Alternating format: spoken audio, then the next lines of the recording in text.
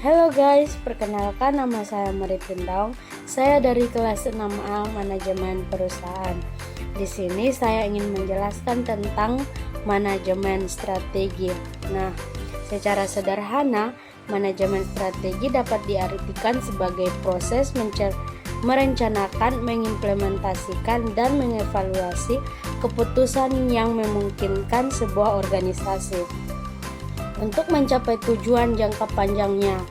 Ini adalah tentang memahami kemana perusahaan ingin menuju, mengidentifikasi cara terbaik untuk sampai ke sana, dan secara terus-menerus menyesuaikan diri dengan lingkungan bisnis yang dinamis.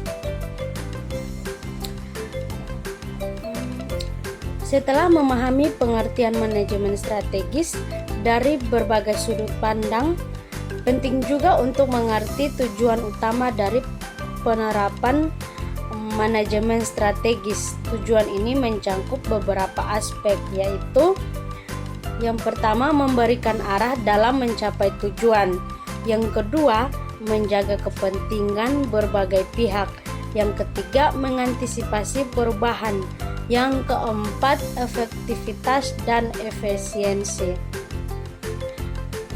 Tujuan-tujuan ini memberikan gambaran bahwa manajemen strategis tidak hanya berfokus pada pencapaian hasil jangka pendek, tetapi juga membangun berkelanjutan dan adaptasi perusahaan dalam jangka panjang.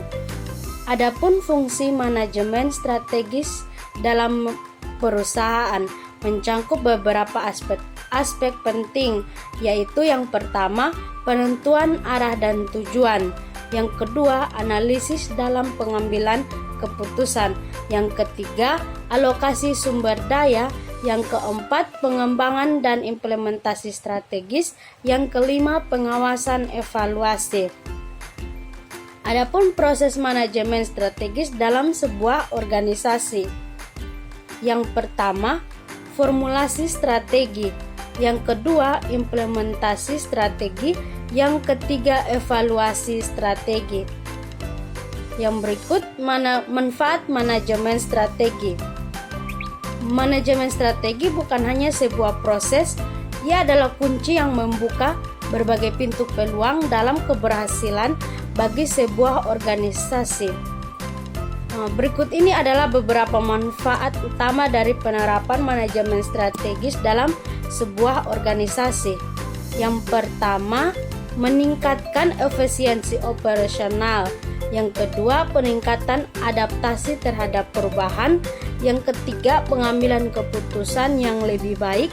Yang keempat, meningkatkan daya saing. Yang kelima, memperjelas arah dan tujuan. Yang keenam, pengelola risiko yang lebih baik. Yang ketujuh, inovasi dan pertumbuhan. Cara membuat manajemen strategi yang baik. Menyusun manajemen strategi yang efektif adalah proses yang memerlukan perencanaan yang matang dan eksekusi yang cermat. Berikut ini adalah cara-cara untuk menyusun manajemen strategis yang efektif. Yang pertama, pengembangan visi dan misi. Yang kedua, analisis situasi. Yang ketiga, penetapan tujuan strategis. Yang keempat, formulasi strategi. Yang kelima, implementasi strategi. Yang keenam, evaluasi dan pengendalian. Demikian presentasi saya. Terima kasih.